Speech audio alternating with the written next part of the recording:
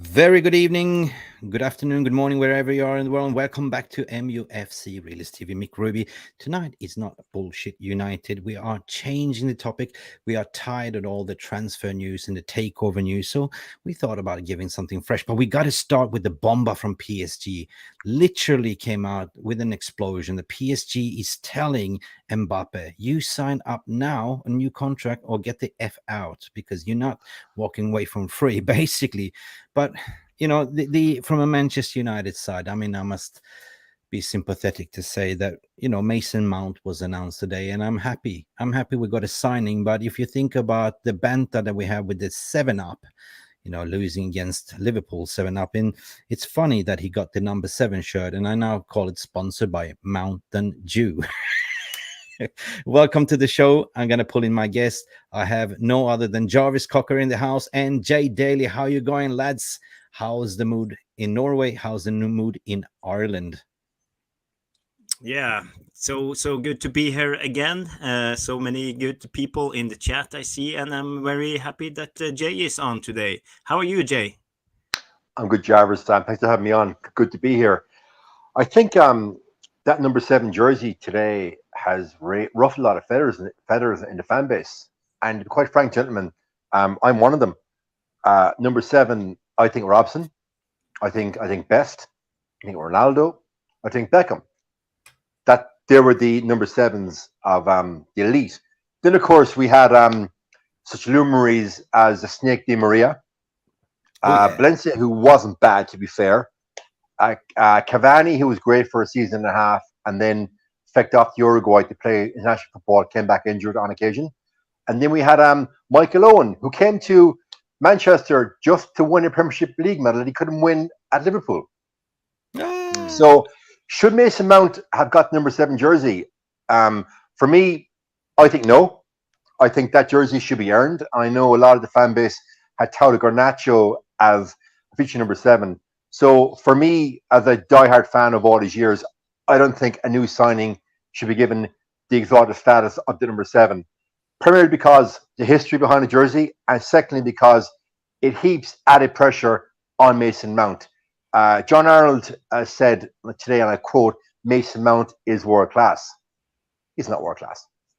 Would he be world class? Who knows? But to say Mason Mount is world class, I think it's a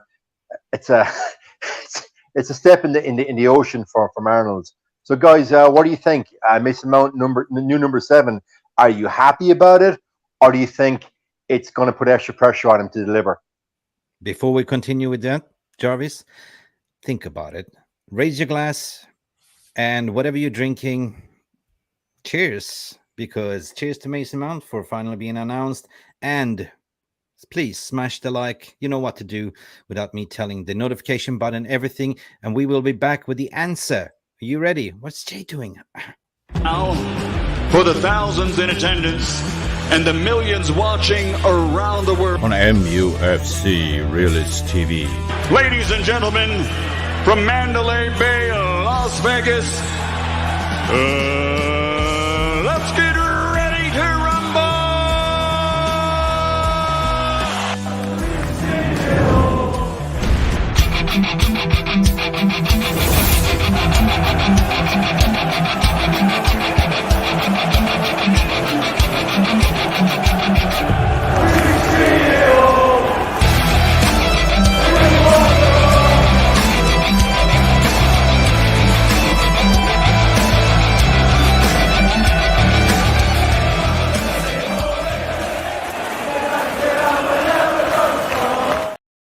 Well, in absence of Andy Tate, that couldn't join us today, there is no BS United. What would we be without Andy Tate? So what we're doing here today is to look at the class of 23, but we're also going to answer the little bomb that Jay left us with. So I'll leave it up to Jarvis, because I had my rant to say, you know, we had the 7-up.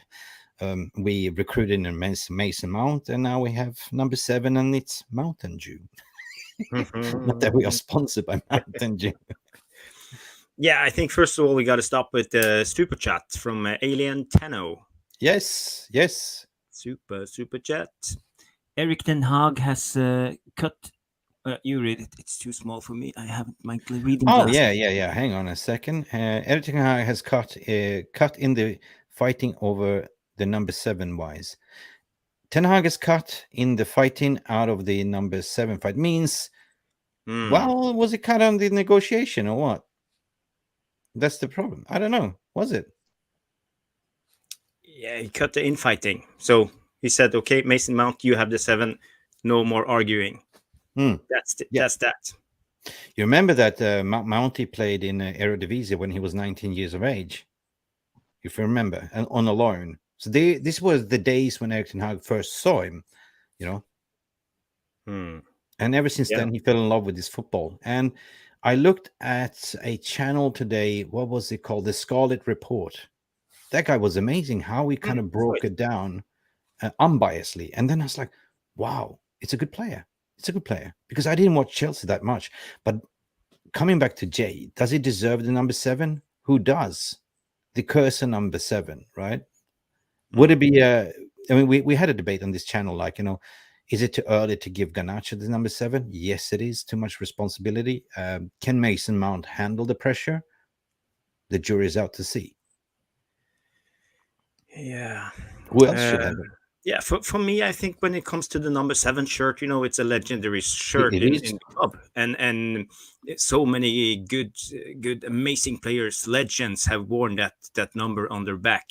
I remember for me, it's like Brian Robson. He was the first number 7 that I noticed in my my living.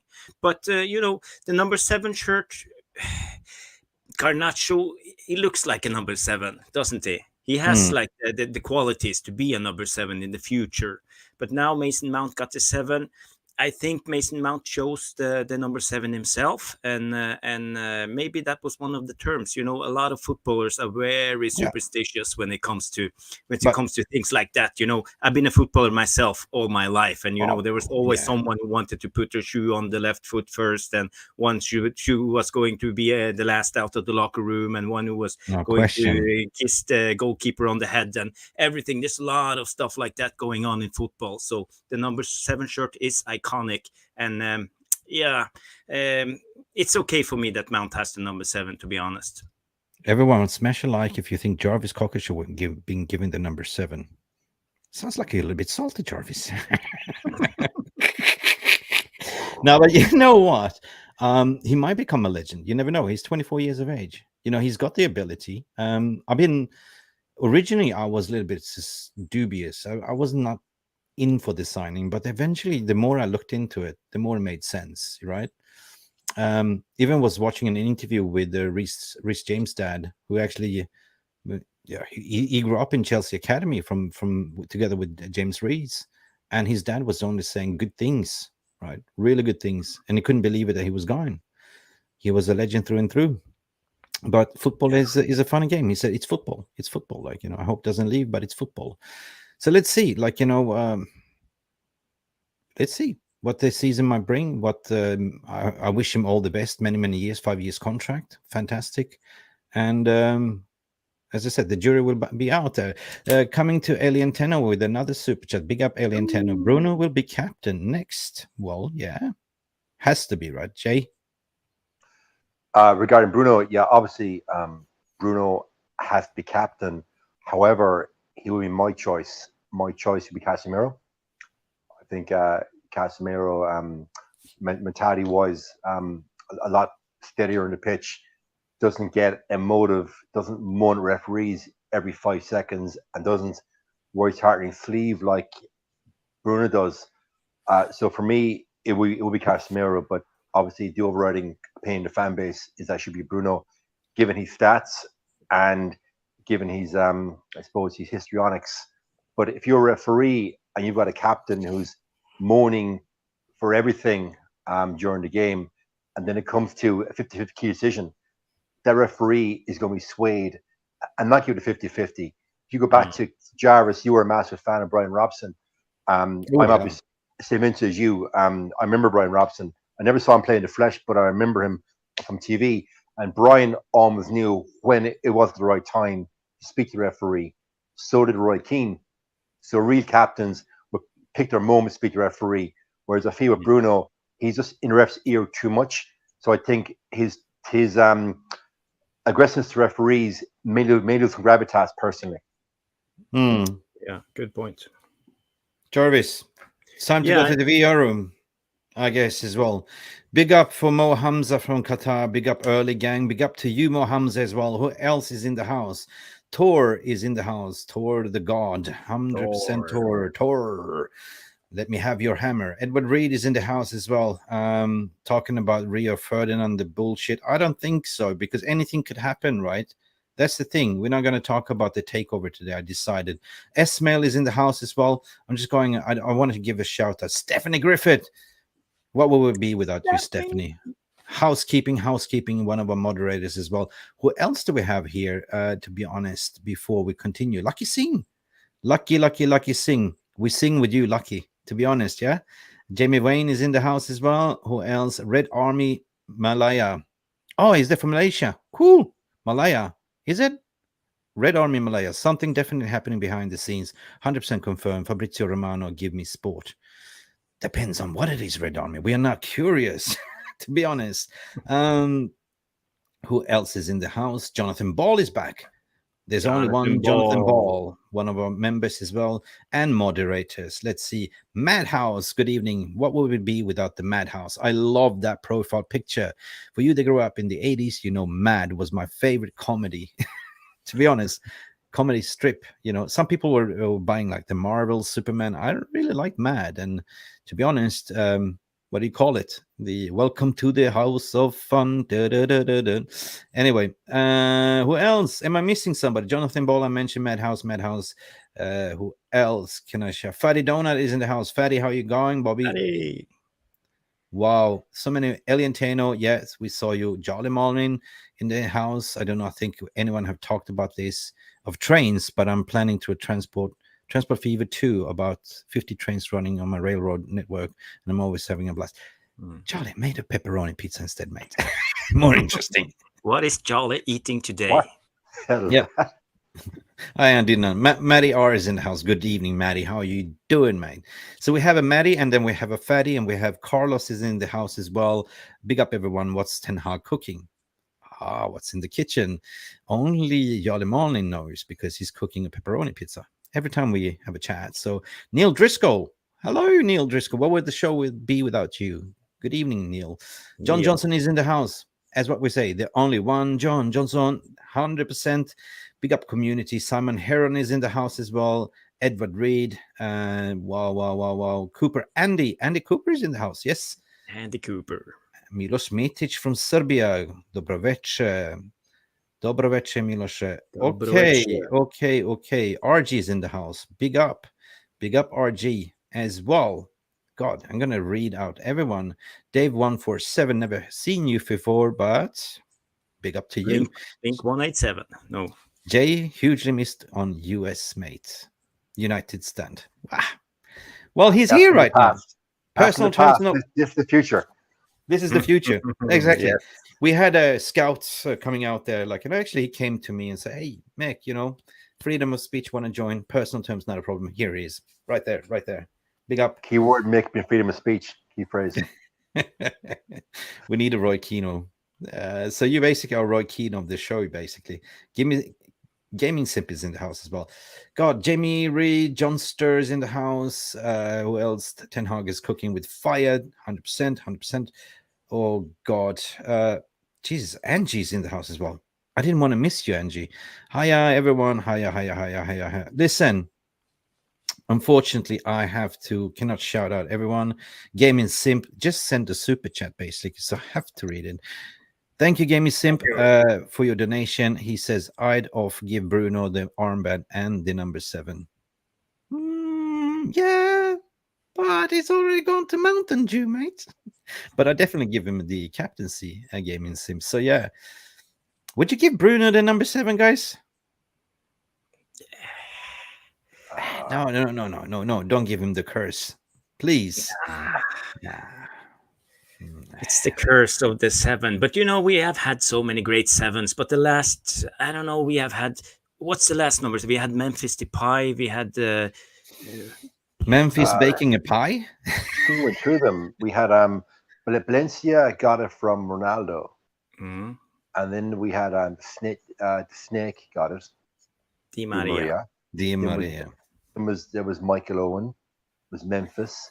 Cavani, who I loved for the first season and a half, and then I suppose just to tweet it out a little. If you're Jadon Sancho, do you not think this is a slight on you? You come to Man United maybe thinking that you are going to be feature number 7, and comes Mount first day. Is that not a message sent to Sancho that are you really part of my future plans? So I'm sure Sancho came to Man U thinking he's going to be a 7. Well, Alien Tenor just sent in another super chat. Maybe you can answer this, Jay, while you're speaking. In the 70s and 80s, every player was captain material. Buchan, McQueen, Sparky, McIlroy, Greenoffs is endless. If we need these days back, we need these days back. We need these days back. Glory, glory, Manchester United. I was a young child in the 80s, so I do remember Sparky, Mark Hughes playing at number 10. I don't remember 70s, only what I see on YouTube. But Alan, I take your point. That team is still devoid of characters and devoid of leadership. And we saw it this season. Every time that Casemiro and Martinez were either injured or suspended, the leadership in that team fell off for me.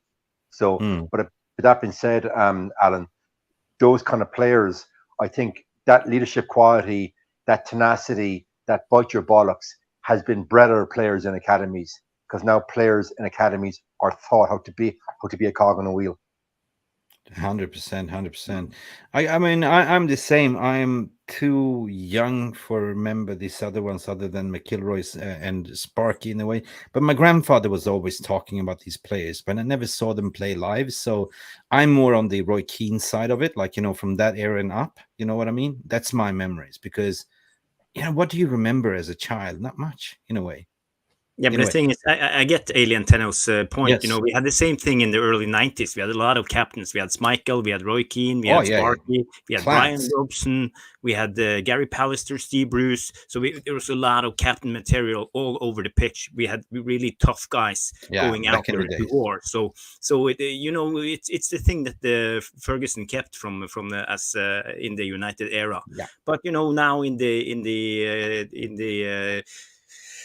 2010s and since the Glazers came in, it seems like a lot of people are very weak. We don't have the leaders that we used to have. Yeah, true. Yeah, we had problems, when who to pick as captain. One time Valencia was the team captain and he wasn't even playing. And now we have the same with Maguire. So we have the same problem over and over again. We don't have leaders in the team. But now finally we get leaders. We have Varane, we have Casemiro, we have Bruno. So, and maybe we have Onana coming in and other players with characters. So the future look bright in a way. Yep. Jarvis, that's a great point.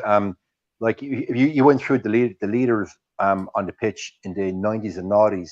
I think that was why the Nevilles, the Beckhams, the Butts, the Scholes, that class 92 were able to develop so well as a collective, because they came in every morning to training, and the bar was set so high by leadership group.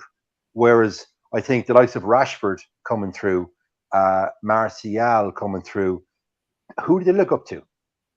Who was there to look up to? There's nobody. It's true. No, somebody say number 7, Edward Reed saying, hell no, to be honest. Just want to shout out that also that Yalle Marlin made a kitchen. He made a mess in his kitchen today. Never done it before. Big up. Also want to shout out to somebody that I haven't seen before in this chat as well. I think I'm going back tracking, Roy, welcome to the family, mate. And also, before I continue, I don't want to miss anyone, but this man community is growing. We are on almost 200 subs away from 15k. 15k people. We need 200 more to reach 15k, and we need you to smash the like as well. Lena is in the house. First time I see Lena Sanchez. Lena, welcome, Lena. Where are you from? Denmark, Norway, Sounds like a Yeah. Scandinavian name. It can be anything. We have a City fan also. Welcome back, Blue Moon. You're always welcome to this community. Maybe you can switch to Red Moon eventually. Just by any time, you mate. Sorry, mate. This is Mick Ruby house. I'm in the madhouse today, together with my madhouse here as well. Yeah. Angie gave away 10 memberships. What? Woo, Angie! Where? What a legend. Where's my quack? I don't have anything. So big up to Andy for giving a Angie. Thank you, so beautiful, Angie. Thank you. Our community is good. And you know what? You guys are amazing. What would we be without you?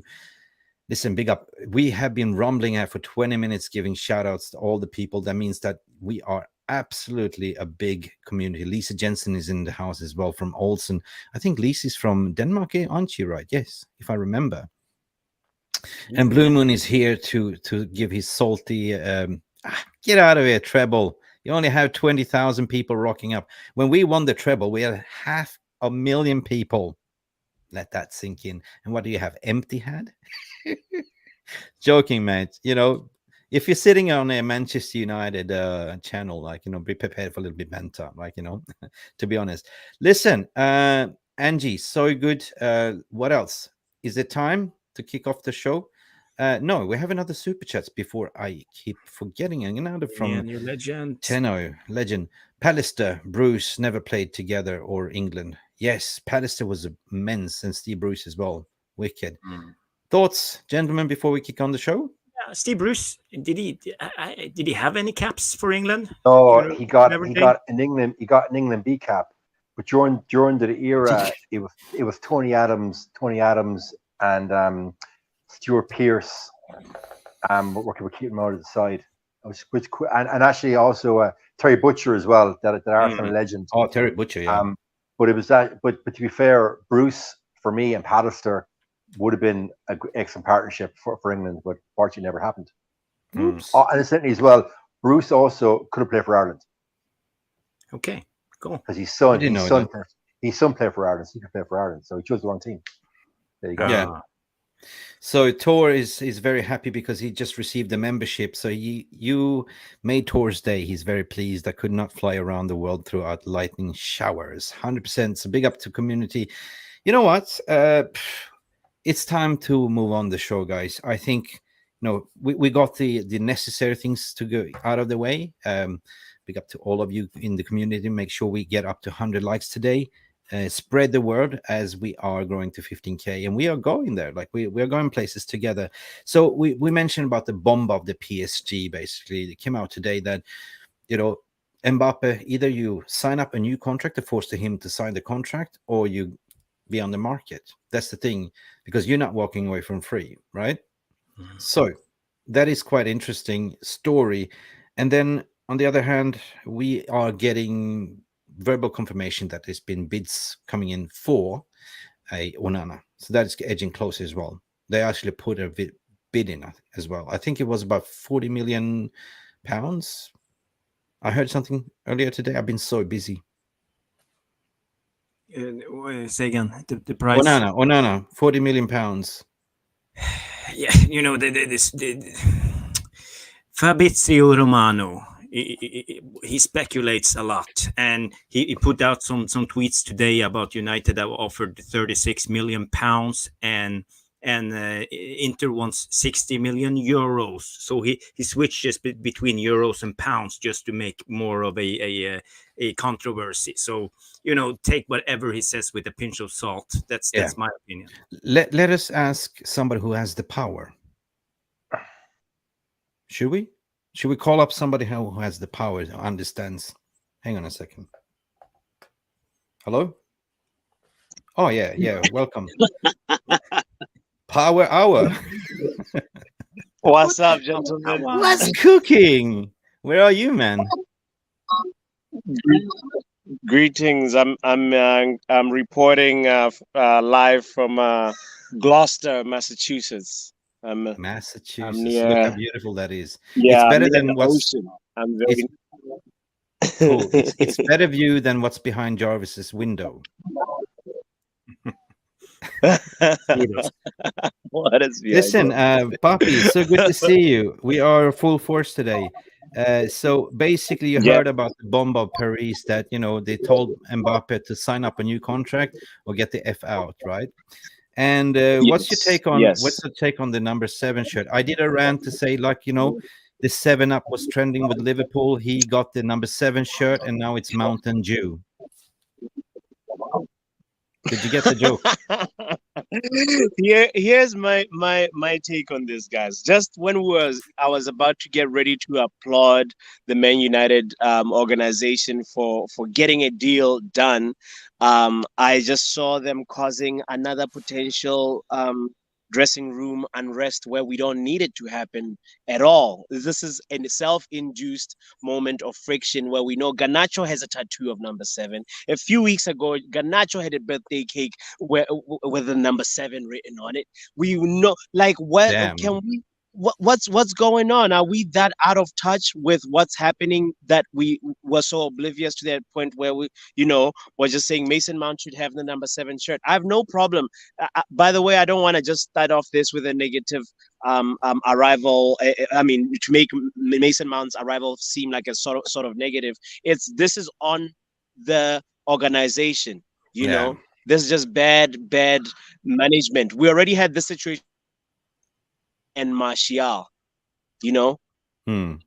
So wait a minute. Still connected? Yes, yeah, we can hear you. We can hear you. So basically, they promised the kid number 7. He went to the tattoo shop, tattooed in number 7, and say, "Unfortunately, mate, go back and do a laser surgery." What is that about? Can Mason Mount successfully celebrate and point to the back of his shirt like innocent? That's just already problematic.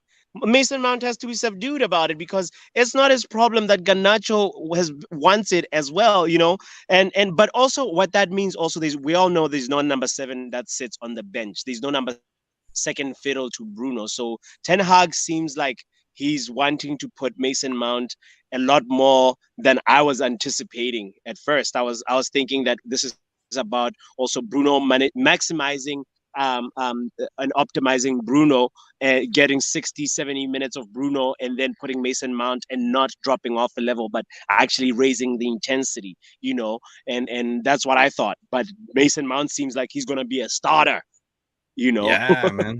And we see. I'm happy for this signing, and I'm looking forward for the future. Not, the proof will be in the pudding. We have a super chat again from 𝑴𝒉𝒊𝒍. What a legend to say. Mbappe will be a Red Devil. Start running City. It might be so. If Mount is cooking for Rashford and Mbappe, then he definitely will be serving a lot of dinner. We will be eating. We will be feasting. So if that, I don't know. How do you guys feel about it? I wasn't. Imagine you have Mbappe, you have a Rashford, there's pacey. You call it the M train, the Marcus Rashford Mbappe train, M train, M Express. M Express, I love it. Yeah. Now, that'd be good. Thank you, 𝑴𝒉𝒊𝒍, for your donation, guys. Okay, good. But in a way, that's nothing that I want to sort of touch base on the takeover and everything else. It's boring with transfers and stuff like that. Apparently, there was a bid for Onana today with £40 million with add-ons. We are about to expect, some form of confirmation soon. So for me, logically speaking, would be like get in the goalkeeper, get that signing over the line, get a striker, and get another midfielder. So obviously, we covered Amrabat. We were the first to cover Amrabat, and now everyone's talking about Amrabat. So, and for me, an Amrabat is perfect if it's a number 2 for Casemiro. Like, if it's somebody that's not going to start every game. There might be games where they play a double pivot with Amrabat and Casemiro as a double pivot with somebody on top, or they can be, because at the end of the day, I don't see Casemiro playing every single game. I don't see Bruno playing every single game either, right? Bruno needs a rest, and that's why you probably have a Mason Mount or a Pellistri or somebody else. We're going to talk about the Academy eventually as well. Guys, are you excited? Yes, we are. Wicked. So big up to you, Papi, on your vacation. Looking nice, looking relaxed. Yeah. So, guys, let's continue because I made a little bit of a Rasmus Højlund, 100%. What Lisa Jensen is saying. That's our next incoming, I think, in terms of striker as well. But we also need to ship off that fridge, that Samsung fridge as well. That refused to go, 100%. He sits there on a contract. He doesn't have to leave. He gets paid either way, right? But will Mick, the fridge is on 200k a week, 800k a month. Sit on the bench, 800k a month bench. If you're like a Harry Kane with no ambition, because I call out Harry Kane with no ambition. If he stays, if he gets persuaded by this imposter Coglio, whatever he's called, imposter Coglio, you know, to sign another contract, then I see him as no ambition, 100%. But clearly, Mick, he has no ambition because last season, a post-match interview, one of the very rare games he played, he said that I've got nothing to prove. Direct quote, I'm captain of his club. I've nothing to prove. So he, in his mindset, thinks he's got it made. He's won a Carabao Cup by default. Tenhag gave him a few courtesy minutes. He's played more minutes for England this season than he has for United. That's more a reflection on the England manager who I've dubbed Ole Gunnar Southgate. Sorry, Jarvis, but I've never rated Solskjaer as manager. I think he's a charlatan. So that's Maguire for you on all that money. Thinks he's the finished product. Thinks he got it made, but yet he's fifth choice centre back. The season just gone, Ten Hag played Luke Shaw, a left side centre back, over Maguire. That in itself should tell Maguire everything he needs to know. Yeah, Papi, I got something for you. Like eye in the sky saying, Samsung fridge, what disrespect. Samsung are high quality appliances. Lucky you're on mute. No, Samsung. Okay, I've got it. Why are we dissing Samsung? So listen, Papi, if Aldi or Lidl did a fridge, it'd be Maguire. What the fuck? Oh my God. You having that, Jarvis? Crikey. No, that's true. Funny. I mean, that's funny, man. Seriously. No, but it's true. Like, you know, if you have no ambition, I call him delusional FC, but it's also down to his agent to advise him, like, you don't have to go anywhere. Southgate's going to pick you anyway. What are you playing for? Manchester freaking United? Or are you playing for England FC? Right? If you just go, whatever, just, you know, can somebody just pick him up in a van or just driving to Timbuktu or Saudi, whatever. But of course, petrol is expensive nowadays. So it's not going to be for free. Peter Jerich is in the house. Peter Jerich, how are you doing, man? Long time no see, mate. Get the fridge out. It's what are you saying? Cynic is saying, ha, ha, ha. Anyway, guys, I think it's, we have to clear the air. Like, just get rid of the dead wood. And you know what I mean? In terms of Ten Hag, he's got kids, right? And I don't know, does he have kids in real life, Papi? Sancho is his real kid. I could say that. The way that, I mean, that was just an amazing. I mean, I just want to just stress on this and say that, like, I don't think I've ever heard of a player being given that much. You know, he's getting paid and he's told to go on vacation. Well, not vacation, but, like, you know, just that ability for a coach to recognize the importance of somebody getting that mental health right before they come to work. That's amazing. That's just, like, goes beyond trophies. That's a leader that actually cares about the well-being of the people that he's leading, you know. So that has to be commended, even if it's like the season is over right now, because we actually did see a refreshed Sancho come back, even though he wasn't really optimal. He wasn't Dortmund Sancho. I feel like Dortmund Sancho hasn't arrived yet, and hopefully, you know, when we actually play some more possession based, I hope, like, we're still trying to increase our average possession next season to by at least 10%. I don't know, even though Mason Mount is excellent at transitional football, but but Papi, I think we got to put in context. Sancho was Solskjaer signing. And I don't know what happened on the flight over to Manchester, but we got the Wish version of Sancho, not the Bundesliga version. Maybe we got maybe Sancho's brother.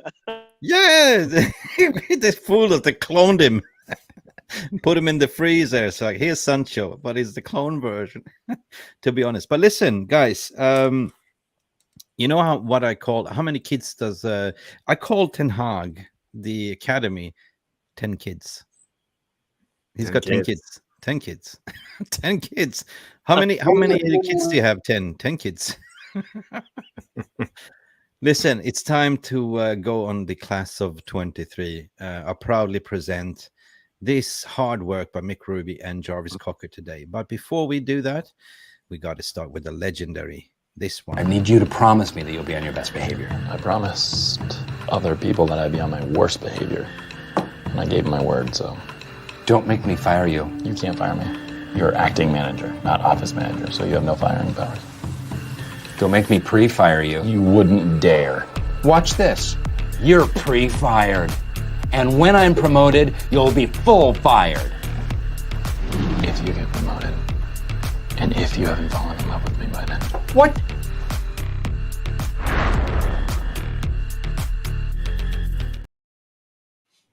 Welcome.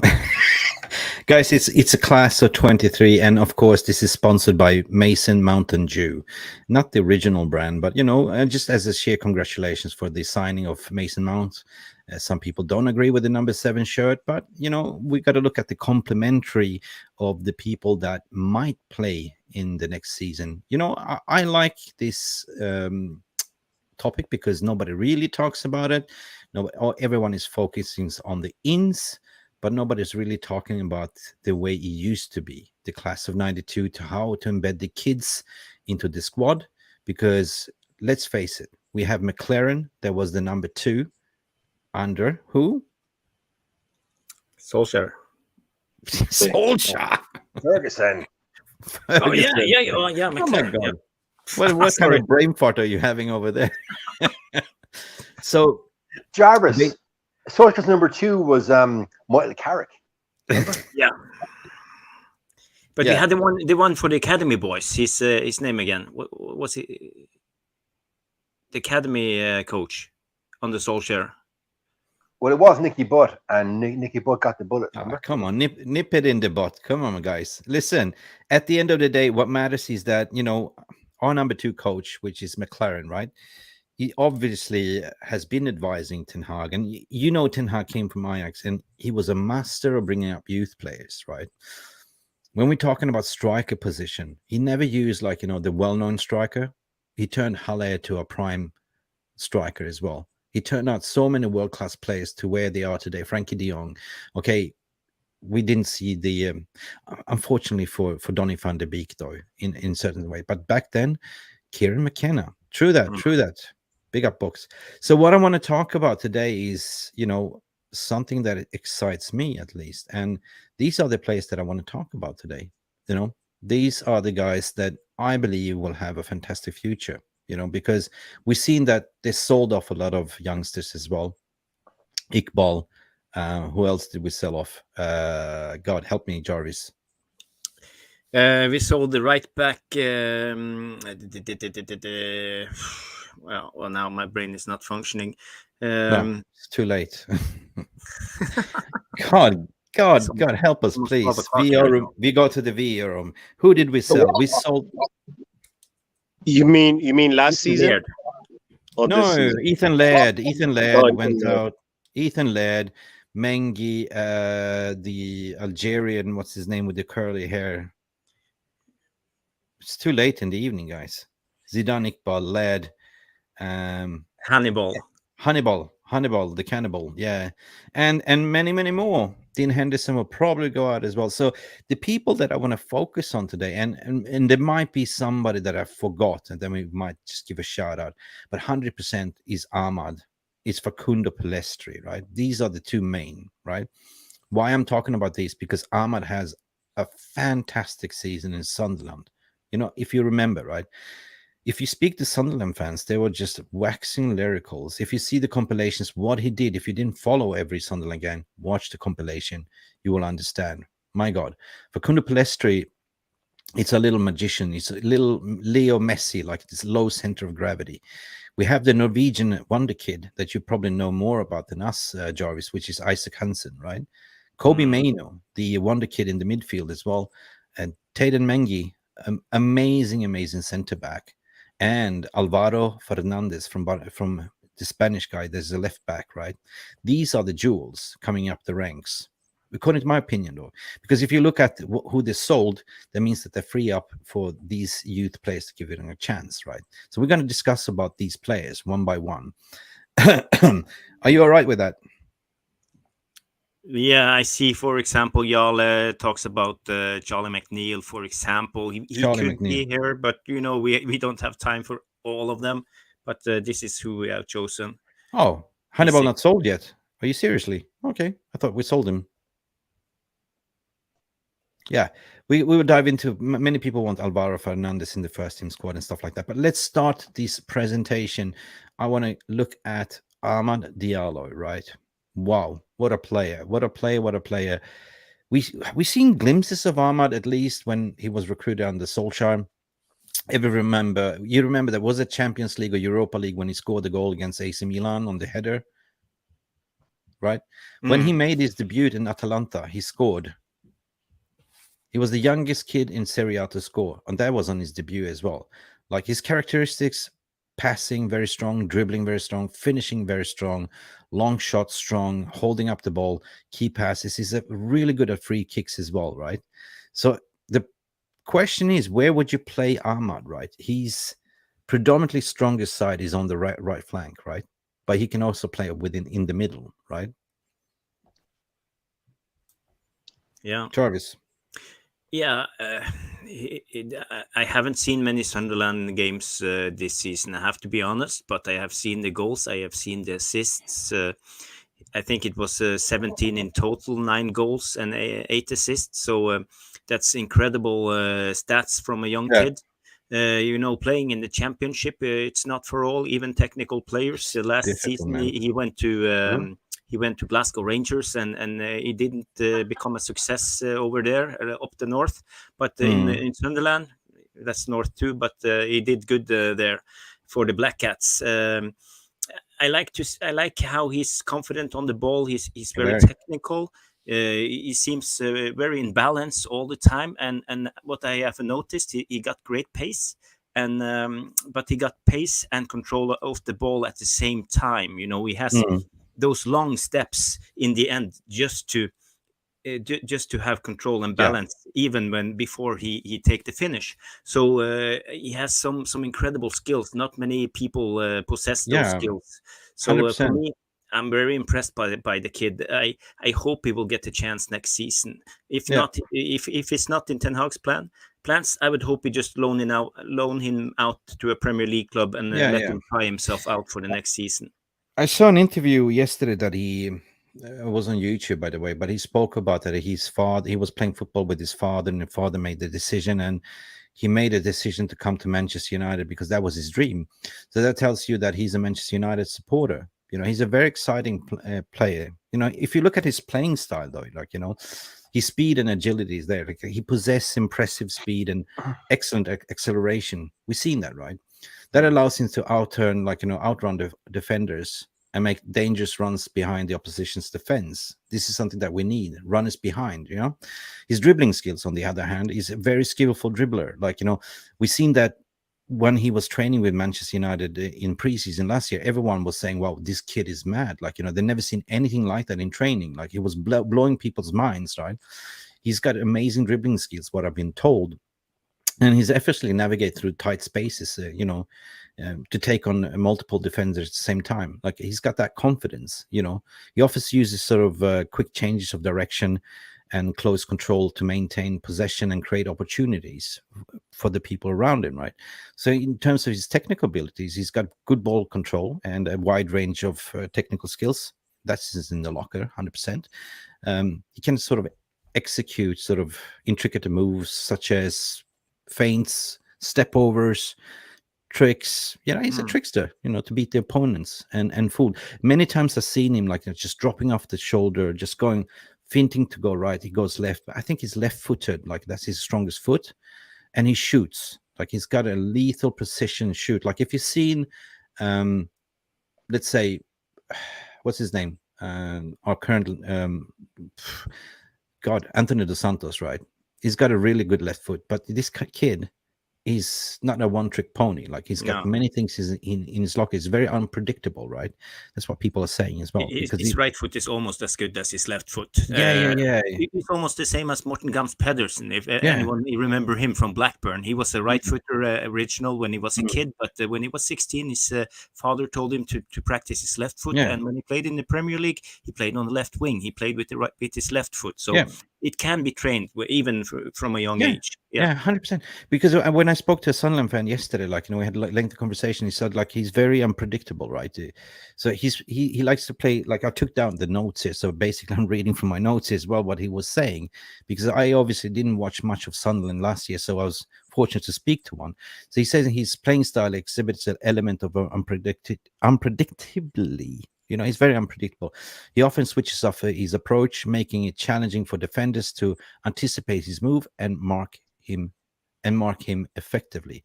So his vision and creativity has blown many people away there at Sunderland as well. With the ability to read the game and make incisive passes. So he's a very good passer of the ball. Further on, I noted down that he has a good understanding of space and can provide key assists for his teammates. So he creates opportunities for others, like, goal scoring ability, which is the last thing that we discussed was, despite primarily being a winger, he said that Diallo has showcased the knack of scoring goals. I don't know. I think he scored, I don't know, about 15 goals, I think it was. I can't remember really what it was. For this season? Yeah, at Sunderland. No, it was. I think it was 9 goals. 9 goals and 8 assists. So he has has a couple of penalties. So he's not a prolific goal scorer. That's not his main thing. He's a creator, right forward. But he has good output for a young guy. Yeah, but he's got a very powerful shot. Older, he will be better, as you have seen, for example, with Rashford. Absolutely. One thing that was discussed as well, that he has got a very powerful shot and comfortable with both feet. So he's a two-footed kind of, but I think I don't know which is his preferred foot, but he's two-footed and comfortable in both feet. So it's nothing worth that. Diallo is still a young player, is what you mentioned. He has the potential, but one thing is for sure, that he's not coming back to Sunderland. One thing is for sure, that he's been told that he's going to challenge for a spot in the squad this year.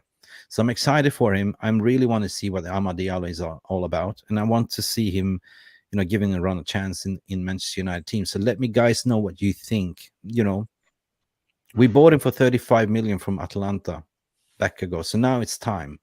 He had his development. He's been out on loan. Now it's time to show who you are, because we've seen glimpses. Guys, what do you reckon? What's your thoughts and feelings? Yeah, for me, I'll go first. I think, like, he's somebody that is very, very exciting and can be a secret weapon for Ten Hag. Like we've seen Garnacho be the person that we call on from the bench last season, and this time around it'll be amazing to have the opportunity, even some games where it's Garnacho and Amad on different flanks. That would be such a problem, for many fullbacks. So for me, it's funny that we're mentioning all these things, and I think for me, the goal that I remember him scoring, I guess not, this was prior to the Sunderland move, was the header. And it was, like, I think it might have been a Bruno Fernandez assist or something like that. But and I think that might be his only senior goal, maybe. I'm not sure. But the main thing is it's exciting to have somebody who's direct and dynamic and can be unpredictable for defenses, and we need that. We need that spark, and Amad will be just the right person to bring it. Right. The person that that's my take on Amad, and I'll pass it on. Pass it on. Before you pass it on, we have a person in the house. I think this is boring. And best to check to Blue Moon. I'm sorry, Edward. This is the content. It was advertised as the class of 23. I don't know what contents you were expecting, but we're not here to talk about any transfers or any takeovers. This is purely to talk about the academy. So if you don't like it, I'm sorry. Next. Yeah, Jay. Okay, so he burst on the scene with a headed goal against AC Milan under Solskjaer. And after that, I think we were all hoping as a collective that he would get a run the side, and unfortunately, it didn't happen. Then went to Sunderland. I almost thought that physically he was lacking. He got knocked off the ball awful easy. But after a season in the Championship, where I think in the Championship, defenders can actually tackle, put in a robust tackle, and get away with it, I think he'll come back stronger. If I have the option right now to sell Sancho and have Ahmed as a backup winger to Anthony, I'm all for it. But if we keep Sancho, he's still only third string. So how much game time is he going to get? And I respect that you've gone through his attributes. But if he's third choice winger, how much game time is he going to get? Just put it back to you guys. Yeah, no, true. Like, it depends on where you're going to put him. If you can put him in the central of the park as well, it can be utilized as a number He's 10. too small. He's too. No, I think for the Premiership, he's too small to be in the center of the park. I think he knocked off the ball too easy. His best attributes is the fact that he's 2-footed, something that Anthony isn't. So after the left back has Anthony's number after 75 minutes, then you spring this chap off the bench. That's Okay. what I think. Pass that on to Jarvis. In that case, if Ahmad is a better right winger, would you then play Anthony on as a number 10? If I would play Anthony as a number 10, yeah, he could play as a number 10, but not in the beginning. He has to develop his game first. Playing centrally, you have to be much more aware and tactically astute. That's things that young players develop with the experience. So for me, I think it's too early to play in the 10. Yep. But he can play on the right wing. When it comes to Ahmad, Jay makes a good point. We have already two right wingers that's basically better than him, at least more experienced and have more time in the Premier League. So should we keep him? That's a good question. That's a good headache. I don't want to be greedy. So for me, I'm very interested in seeing him develop his career and game. So if we can lend him out to a Premier League club next season, I think that will be the best for all parts, and better take him back when Ten Hag has built a better team and a better squad with more resilience, so we don't get hanged out to the wolves, because it's very hard being a young player thrown out at Old Trafford at a young age. If you don't perform, you're in the icebox. 100%. Jay, thank you, is in the house. Good evening, Jay. How are you doing? Better late than never. 100%. But listen, it is a good headache, and by my understanding, he ain't going nowhere. Right? They're not going to loan him back to Sunderland. That's a big no-no. There was a big report out of that. So that means that Ten Hag has big plans for him. So it's a big headache, to be honest, to have at least a Pellistri, at least an Ahmad. You have three choices. I don't think that he's planning to keep Sancho unless he's going to utilize Sancho somewhere else. Sancho's on the chopping block list. It's what we discussed. How long is a piece of string? So whatever Ten Hag decides, I support. But at the end of the day, it's a debate to have. Like, it's a beautiful headache, isn't it? Because when was the last time we were crying out for a right winger? Like, that's what we bought. We bought him that, as a complementary, because we didn't get Sancho, so we bought Ahmad to develop him. Right now, the development has been done. He's ready. He's ready to attack. So why not? 100%. We will see. Now we're coming to another one. Facundo Pellistri. Hey, everyone loves Facundo Pellistri. We've seen glimpses of Facundo, right? But according to my opinion, he's a very multitask, multi-skilled, but his biggest position is playing on the right. Again, Jarvis, what's your thoughts? Yeah, I love Facundo Pellistri. He reminds me of Messi I'm not saying he's as good as Messi, but he reminds me of Messi in the way he plays. You know, his low center of gravity, the way he twists and turn and glides through the defenders. He has something special, that kid.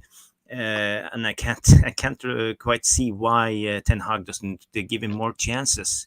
It's the same with him and Diallo. You know, it's their turn to shine, Yeah. and with a young player, you know, you have to have courage if you are given the chance. That's you know, when it comes to young players, I look at three attributes. For me, that's spatial awareness, it's courage and balance in the body. 100%.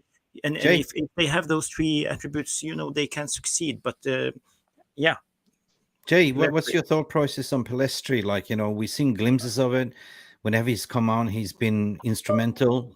Similar, like, you know, like a Garnacho coming off the bench. It's sort of an impact player. Mick, to be quite frank, I'm actually quite surprised that Pellistri didn't get so much game time last season. I think anytime he's been on the pitch, he has displayed confidence, guile, and the strength of mind to actually make a forward run at the right time. So maybe Ten Hag is seeing something entirely different than what the fans are seeing. I like how much we pay for Pellistri. Was it up on 30 mil? And I just don't believe he's ever getting a proper run the side. Like Papi, you alluded to earlier how Sancho was like almost like Ten Hag's quasi son, and got so much game time. I don't think the likes of Pellistri have been afforded enough opportunities. I think someone like Pellistri, you play him for 6, 7, 8 games consistently, give him 20 minutes, 25, 30, ultimately give him a full half, and then start him. I think it would be remiss of Ten Hag to not play Pellistri, sit him on the bench for another season, and then sit him on loan. I think it's a talent lost for me. Yeah. Papi, what do you reckon? Papi, you there? So I think Pellistri deserves to be given a lot more game time. And if I was him, I would have sat down with my agent and said, you know, Ten Hag needs to make sure that he gives me he had an impact as obviously Garnacho has saved us a lot more, but I feel like Pellistri has been given very limited time to develop and very limited time to also just showcase what he can bring to Old Trafford. So next season, I would make proper conversation with Ten Hag and say, am I going to be called upon? Can I please showcase what I can do? Because you know the boy, when he's playing for Uruguay, he's a beast. You know, so we need to let him shine. We need to let him shine. Unleash the kids, Ten Hag. Yeah. What happened? You're mute. Oh, I muted myself. Sorry. You muted yourself. No, it was that I was saying that, you know, he's been held back, and I feel like he can bring all of a sudden, like what you were saying earlier on, Mick, that right hand side is crowded, and then we haven't even, you know, discussed about the other potential. Yeah, true. You know, and it's like there's just like it was all of a sudden overcrowded, and I feel like Facundo either send him to Brighton or let the kid have 10 minutes, 15 minutes every other game, you know.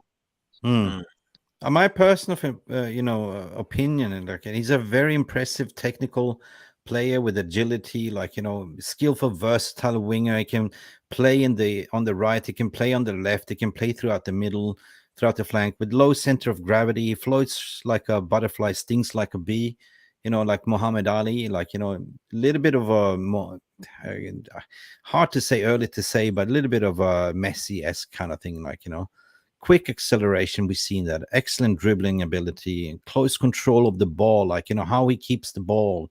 It is a little bit like a Messi-esque, hard to take off the ball off his feet, like, but yeah, tactical astute, like, you know. And we've seen glimpses of it. I'm so excited to see more. Like, and overall, I think Pellistri, his playing style can be described as kind of like a dynamic and creative winger. But yeah, but we've seen most of it is the wings. But we've seen on this heat map here as well that, or what I call a heat map, where we can see like he can play right winger, can play left winger, you know, second striker, center forward.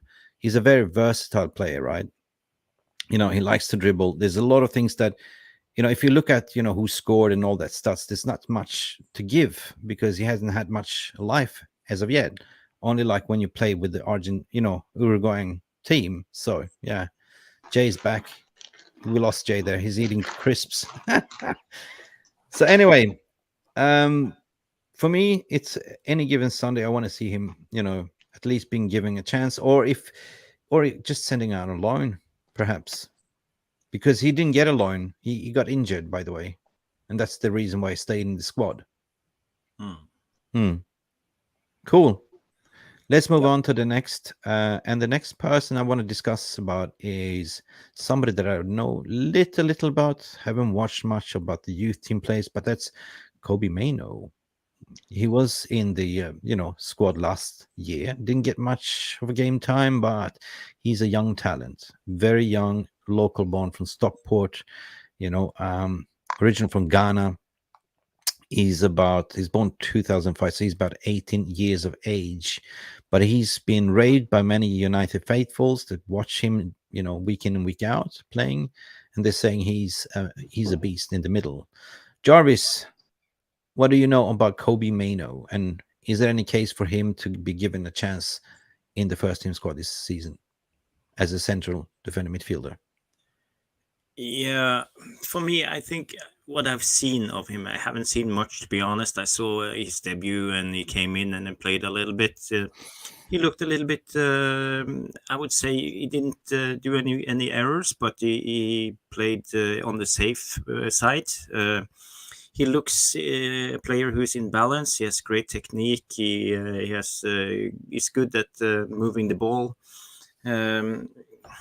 But he's young, and especially when you play in that role centrally, you need time, you need experience, you need to play at a high level, but maybe not United. It's not where you start. So I think he's a kid that we maybe should loan out and give him a couple of years to develop his game. Yeah, because Alien Tenno is also saying that Mainoo is a baller, but not a ready player as of yet. So maybe a person that you can send on loan.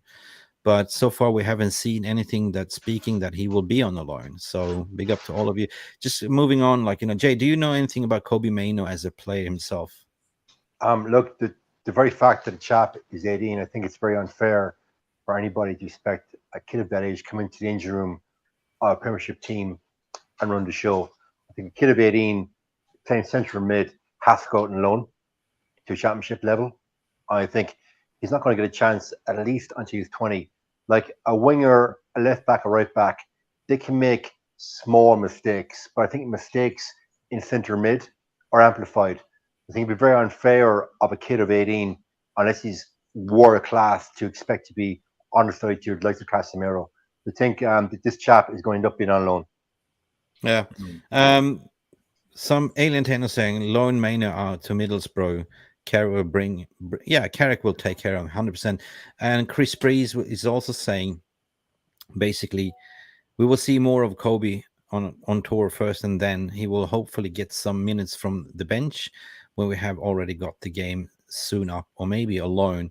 Yeah, he's coming. They're playing in Oslo eventually very soon. But I want to bring out something that we keep forgetting, and that is what Eye in the Sky is saying. What happened to if you're good enough, you're old enough? As per Sir Matt Busby and Sir Alex Ferguson. That is true. If you're good enough, you're old enough. That's the thing. So what age has to do with it? If you have talent, we've seen that with Garnacho as well. I have a theory regarding why we haven't seen Pellistri, and that's kind of similar effect what you saw with Garnacho. Tenhag is kind of a protective manager, so he will slowly blade him into the team, right? Until the time is right to say, you're ready. Let's go, son. That's it. Right, guys. Papi, what's your thoughts and opinions regarding Kobbie Mainoo? Yeah, I agree that defensive mid is a very, very. It's not a position you go experiment with, and you can break or make somebody's future or and confidence there, and especially at Man United, it's too big to be experimenting there. But I feel like I saw an image of Eric Ten Hag talking to Mainoo. I believe it might have been right after the Carabao Cup or something. He had a very, very um it was a very almost emotional but touching conversation to kind of to see through on camera, because Ten Hag, you can see he has plans for Mainoo, and they talk a lot, and he's trying to make sure that he learns, and he's trying to inspire him to make sure that next time it's going to be you, or something more kind of like, next time you have to be in the squad type of thing. And I think some people may remember those visuals, but that made me feel that okay, it's more than just Okay. He disappeared. He got kicked out for some reason. He lost the connection. But anyway, I kind of understood what he was saying. But just want to go to say to Simon Hero, he's saying Ten Hag has to find the balance between winning games and betting in young players. Difficult decision, but it has to be done, according to my opinion. Right. So we want to sort of move on with the show as well, so we don't get stuck on one player. If Papi lost the connection, hopefully we'll come in. If not, it was good to see you. The power, the power, the power. Big up to the VAR Room. Don't forget to smash and like, especially like the button. And basically, genocide was never good enough. Yeah, we burned him out. I agree. I read the comments before. But listen, I want to go into the Norwegian wonder kid, something that you know about, Jarvis, and that is Mr. Isaac Hansen. Isak, yeah. Isak Hansen. He's from your neck of the woods, right? Yeah, his mother club is Tromsø, so it's very far north in Norway. He was playing for the senior side of Tromsø. They are a Premier League side in Norway. They're at second place in the league right now, so they are doing quite good. Isaac came from Tromsø and went to the United Academy. He's small of growth, and he's a little bit skinny, and he looks a little bit uninterested, but he's very imbalanced. He has courage when he plays. He's very technical gifted, and he gets spatial awareness, so he knows what's going on around him every time. And if you combine that with the good technique and good passing abilities, then you have a world-class player. Not yet, but he will be someday, maybe. He reminds me very much of I would say a flair player like Luka Modric. To compare with a Norwegian player, I would probably say it's a little bit like Odegaard. So I think he will be really good, but he's like the other young guys. He's too small of growth and too skinny. He's too lightweight, so it's not the time yet. But I hope he gets the time and improve himself in the preseason and get a loan to a club because playing in the under 21s is not a high enough level for a player like him. He needs to develop his game. So championship or Netherlands or a place like that will be great for a player like him. Yeah, so basically loaned in is more likely, because I also seen Jan-Åge Fjørtoft talking about this youngster and the telling is the next Martin Odegaard, that kind of thing. So yeah, we snapped him up early into the academy. So yeah, I'm just intrigued. We got to learn more about these kids as well. The 10 kids, right? Excellent. Yeah, and the thing, he's remind me of Modric or Pirlo in a way, because when he received the ball, it looks like he has all the time in the world, because with his first touch and his body, he just moves away from the players, so he gives himself times all the time when he receives the ball. So he's that kind of player. So I can't wait to see him grow up and become a good player. It's very exciting for me. Yeah. Even when he's from Tromsø, my local area. Yeah, it's interesting to see players grow up. I will add back on Papi because he kind of disappeared. Welcome back, Papi. We just discussed about this young prospect, Isaac Hansen, that is from Norway. Apparently, Jarvis knows a lot about him because he's from his neck of the woods up in northern parts as well. So you reckon he could be a sort of a future star, like, a Perlo, what he was saying? The Pearl of the Perlo.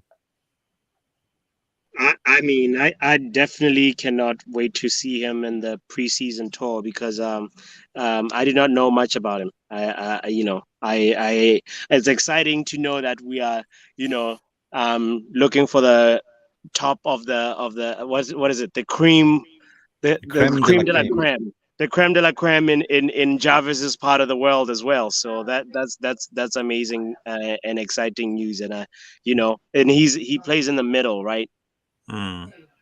Right. Mm. Yeah, right.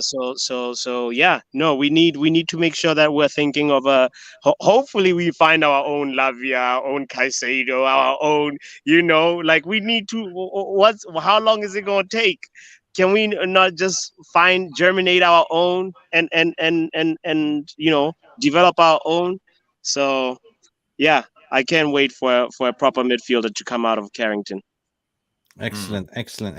Well, first things first, we got to get some midfielders out as well. Scott McTominay, apparently they're looking for a new club.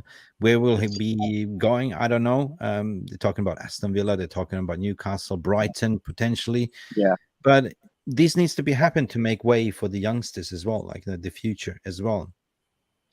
Which leads us to the next player as well that I want to cover before we close the shop.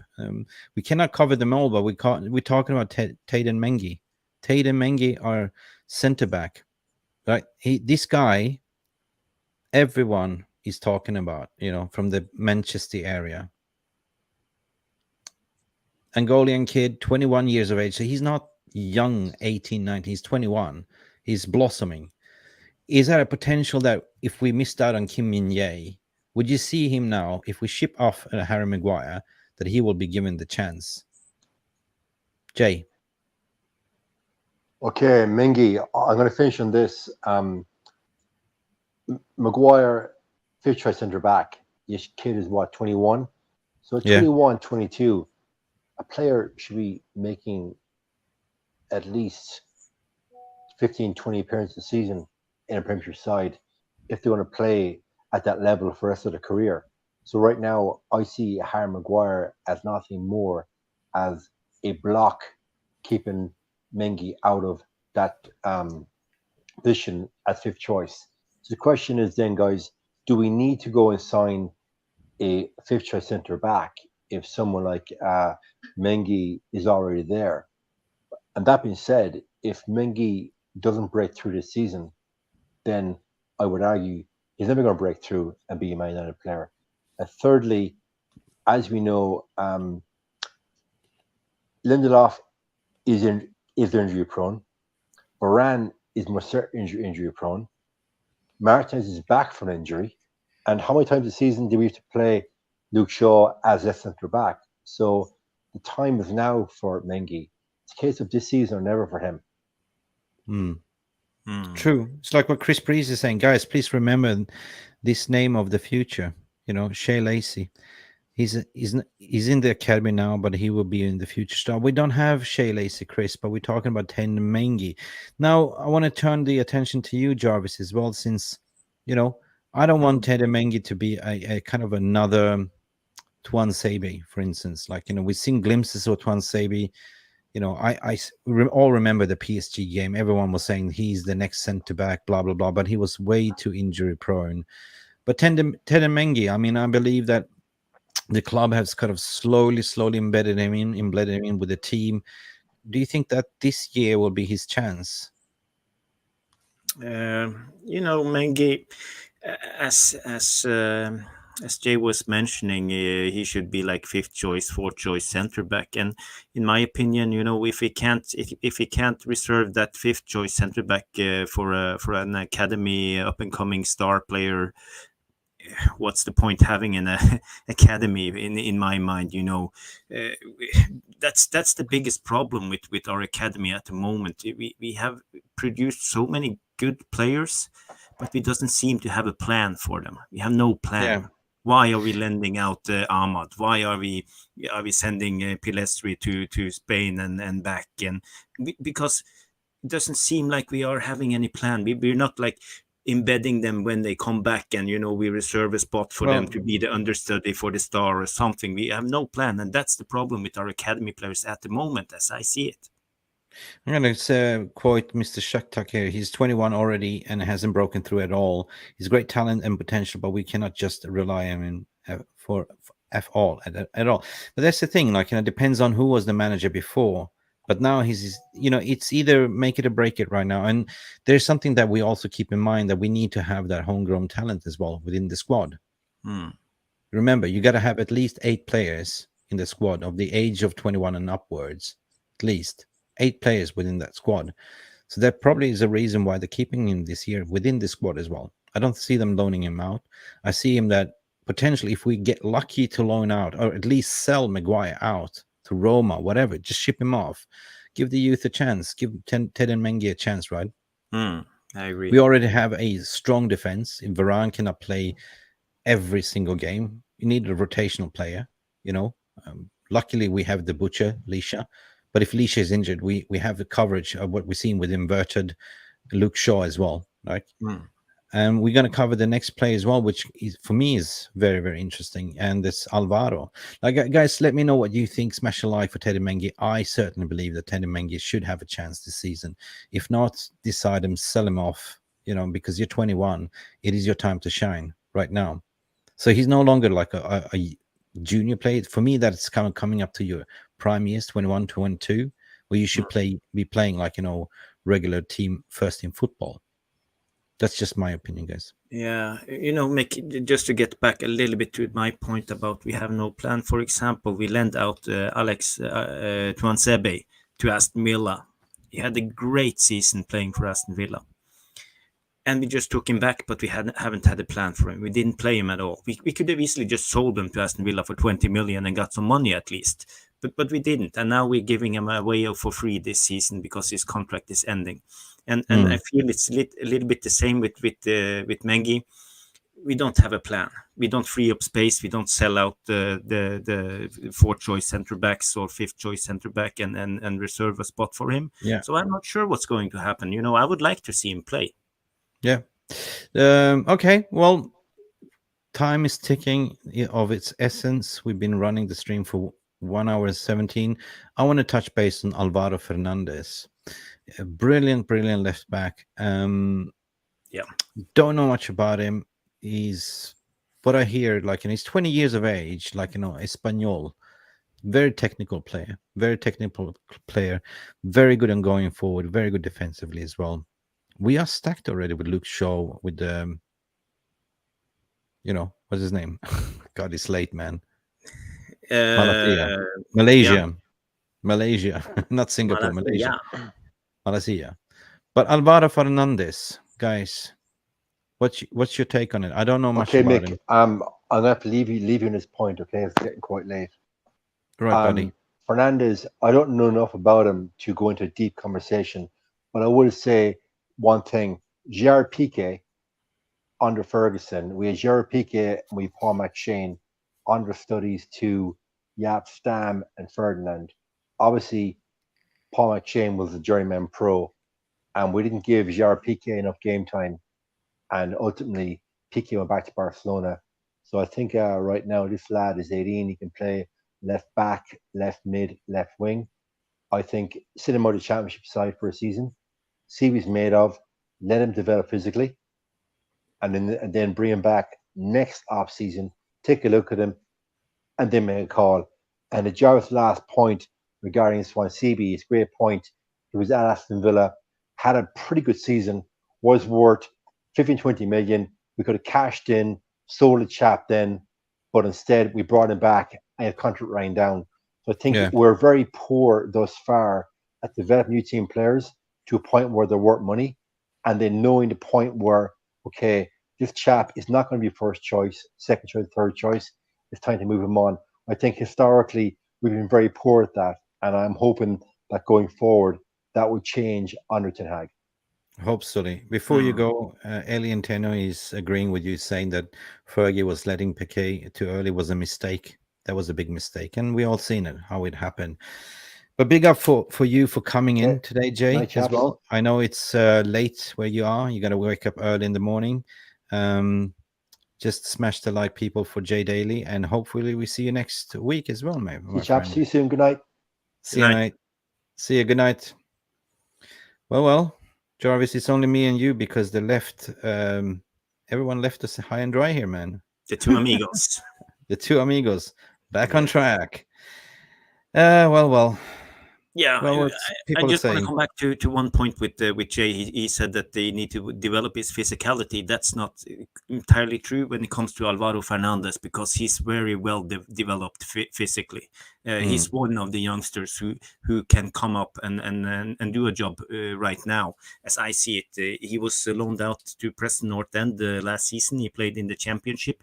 He played really well. He had I think he had 5-6 goal contributions with goals and assists in that season, and he was named Player of the Season for Preston North End. There you go. Yeah, I think he's a really good talent, but what we have discussed now, do we have a plan for him? Why are we taking him back? If we take him back to sit on the bench and never get game time, maybe it's better just to sell him or loan him out to a Premier League club next season, as we have mentioned. The judge and jury will be out at the end of the day. So you know what?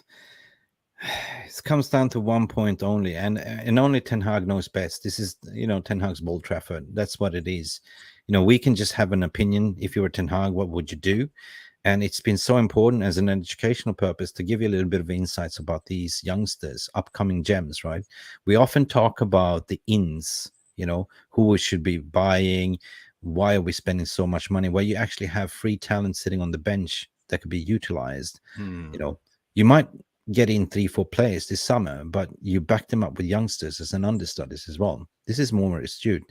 Alvaro Fernandez to go on another loan, I don't know. Depends on what Ten Hag is wanting and thinking. That's my opinion as well. So that comes just to Honourable, Jarvis.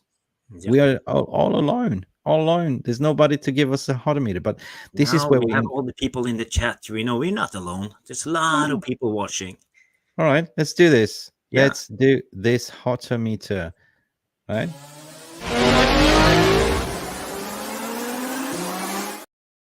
Okay, it comes down to the player rating chance in a way. Now it's only you and me, Jarvis, and the VAR room. Guys, you're very important here. Blink, blink, wonk, wonk, honk, honk, whatever you want to do. I want your opinion as well. We presented you with Amad Diallo, Facundo Pellistri, Kobe Mainoo, Teden Mengi, Alvaro Fernandez, and Isak Hansen. But we also forgot to mention 2 other players, Jarvis, didn't we? Yeah, I think the honourable mentions is Charlie McNeil. The story with McNeil, he came from the Man City Academy. We stole him from the Man City Academy, and he was a prolific goal scorer. I heard rumors about he scored about almost 600 goals from the age of 14 until 16 or 17 or something before we got him. So he knows how to score goals. It's insane how much goals he scores. But he Blue Moon knows about him, right? Yeah. So Charlie McNeil, maybe he will get the chance if we don't get in a second striker. If we sell Martial, only get Højlund in and play with Rashford and Højlund. Some games we can chuck Charlie McNeil in, and he will get the game time. So yeah, he fell off the cliff there. Apparently. Yeah. So maybe Charlie McNeil could be one of the guys who will get a chance on the Ten Hag next season. And the other one I have been thinking of is Matej Kovar, the goalkeeper. He's really tall. I think he's 196. I don't know what's that in 6'3", 6'4" or something. I don't know. Yeah. And I have been watching him. He played for Sparta Prague last season. He played almost a full season for the title-winning team in Czechoslovakia. And he's a young goalkeeper. He's 23 years of age, but he's very mature in his style. His positioning play is extremely good, and he's not stressing. He's not like doing showboating saves. He Okay. stands. He holds his spot. Fantastic insights, guys. Sorry, we couldn't cover them all. That will take like, you know, a mega stream. Like it would be like a, you know, Martin Scorsese 3-hour movie. We don't want that. So Box is saying Pellistri, he gives him 85% chance to stay. Amad Diallo 75%. Mainoo 70%. Fernandez 75%. Kovar 70%. So basically, keep all the kids. 10 kids, guys. Kovar is very liked. Kovar would be a very good good one, according to Mohammed as well. Guys, 24-hour stream. Here we go. That's what Yali Malin is saying. Whoa, 24 hours. I have a back problem, so do you, Jarvis. Come on, man. We're too old we for can do it, Mick. We can do it. We can do it. We can do this. Good all-round play. So what's your score? Like, you know, what would you take on, you know, you personally? Like, you know, if we go back to the big screen again, like, you know, if you can see it, you're getting old, Jarvis. Yeah. My eyesight isn't what it used to be, so I have to like change. Sometimes I see better without, sometimes I see better with. People in the chat room, VAR room, drop your likes, drop your comments. What is your percentage like, so we can shout it out as well. Jarvis, I give it back to you. Yeah, when it comes to percentage, Facundo Pellistri, he will get game time next season. Without a doubt. He's the you don't have to give percentage, but you can say like yes, no, he will give. Right? Yeah. Pellistri, he will get game time. Ahmad, if he stays, he will get game time. Yeah, without a doubt. Isaac, no. Kobe Mainoo, no. Teden 𝑚𝑽, no. Alvaro Fernandez. I'm on the fence with him. It depends. It depends. But I don't think he will get game time. That's just my gut feeling.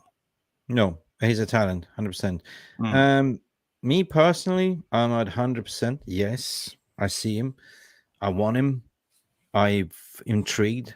The same with Pellistri. I'm very intrigued. The glimpses that I've seen, you know, knowing that he's that little dancer, right? A little Messi-esque, something that we really, really need, sort of to short passes, running behind, those kind of things that we miss. Teden 𝑚𝑽, depending on Maguire, that's the thing. So I would see that in that case, if Maguire goes, he will be the understudy, the fourth or fifth choice of centre back. Why not? Alvaro Fernandez, I think it will be a loan, to be honest. Kobe Mainoo, I think he will stay as an understudy. Isaac Hansen, I see him going on a loan. That's what I believe. Anyway, going back to the VAR on what people are saying, Simon Heron is saying Pellistri, Ahmad, and Mainoo. That's for me. The rest will go on loan. Let's see. Johnny Marlin, Mainoo is maybe for me. There is a chance of, depends on what we get for DM or not. Yeah. Ahmad keeps, as people saying. What else did I miss? Onana, Heaton, Kovar would be a good goalkeeping department. Yes. Depends on, like, you know, if we get Onana, we have Keaton as number 2, and then maybe Kovar would be the number 3. Yeah, that's a possibility. Anyway, that's a possibility. But I think Heaton is good enough to be our second goalkeeper. You know, we had a game or two last season when he came in. He looks confident when he plays, and you know he's experienced. So yeah, give him a chance. Yeah, a lot of people want to have Ahmad to stay. That's just a breaking news from Dimarzio now from Mo Hamza. It's a big up to community. Manchester United will arrive in the next few days between fixed and bonuses for 52 million euros for Andre Onana. Get in, because I always thought it's going to end up on that, you know, a fixed variable plus some bonuses, right? They need the money. That's the thing. 50 million. So they're basically going in and improve with 2 million. What's 2 million extra? They need to resolve this goalkeeping situation ASAP. You know, what are other people saying? Dimarzio is quite credible when it comes to Italian football. He's one of those Box. I read this comment from Box. Lingard as a free agent. Should we bring him back? No. Enough of moonwalking on Emirates. Mr. Shaktak saying 50-50 for Mainoo keep, could definitely benefit from a loan Primo Championship. Isak, not ready yet. could do alone. He set bench and deserves quite a bit. Yeah, true. They need to playing time. They need to maybe go to Eredivisie, like you utilize the farming with Utrecht and the stuff like Yes. that. That seems to be the tenhag's connection.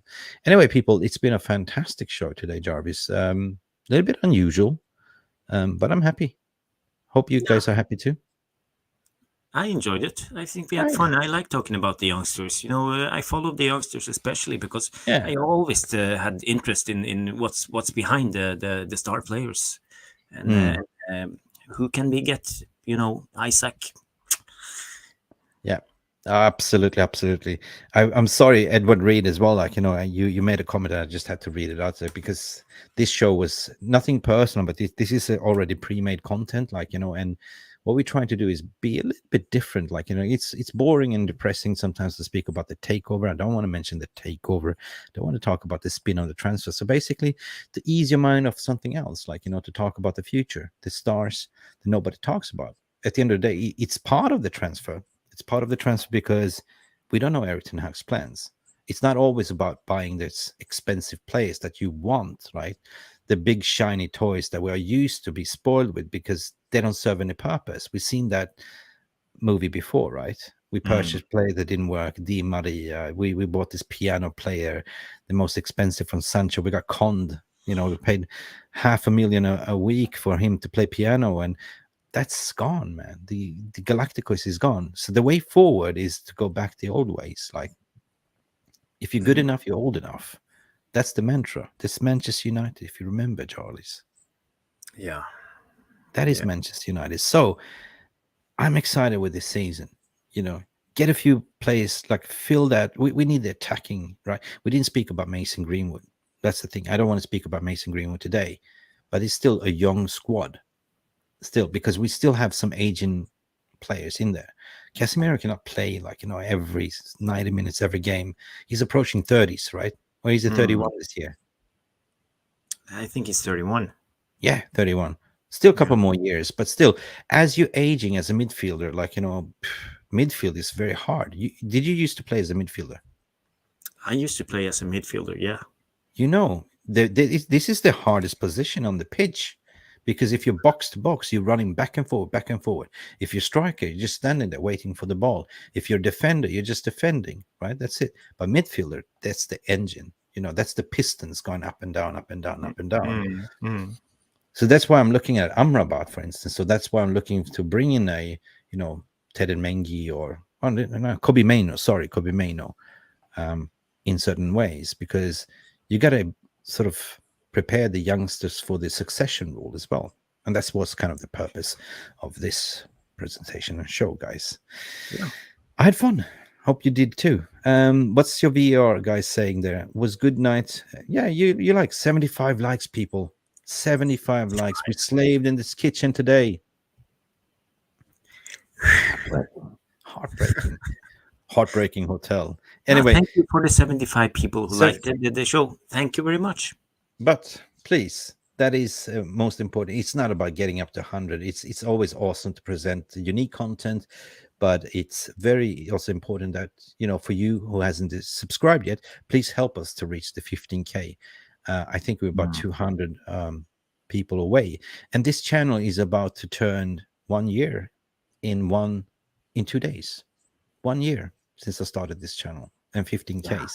So if I can have 15Ks as a birthday present, that'd be so sweet. Anyway, good job for everyone. Good job for the VAR Room. Good job for interacting with all of us. It's been a blast. And Jarvis is going off traveling.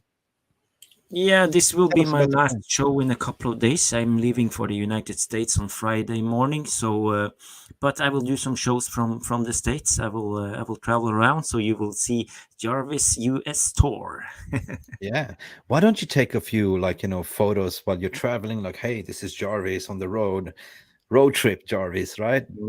I will. That would be cool. We can post it up as shorts. But anyway, guys, thank you so much. Peace, love, and go bananas. We had our say, and it's time for you to have a good night, and we give you back the night or day. Jarvis, thank you so much, and wish you safe travels, my friend. Thank you. I have nothing more to say than A lot of love and respect for all of you in this community. Please don't forget to like, subscribe, and hit that notification button as well. If you hit that notification button, you will always get updates when a live show is coming up. When I'm posting a quick video, you won't miss it. No, Jarvis, don't go. Oh, baby, please don't go. Nobody puts baby in the corner. Tenno is crying. What else do we have? Talk to us before we lose Jarvis for good. Famous Baby, word don't from have- Jonathan Ball. Yeah. Don't leave No us. peas and bananas. Yeah, but it's not goodbye. We're not seeing Jarvis on Friday. Contemplating to take a break. Tomorrow, by the way, before we go, at different time, basically 1 hour earlier, it's a special. We have Alice Talks Football and myself on.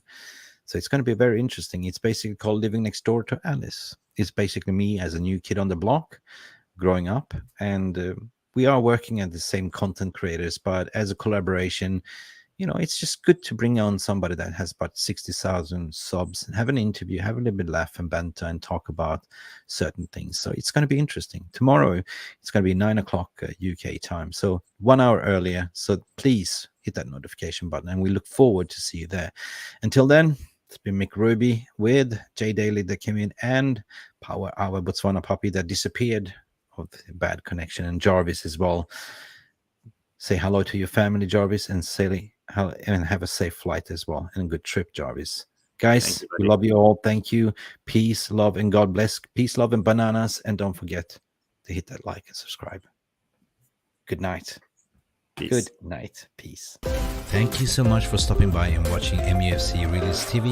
Don't forget to like and subscribe and follow us on the socials.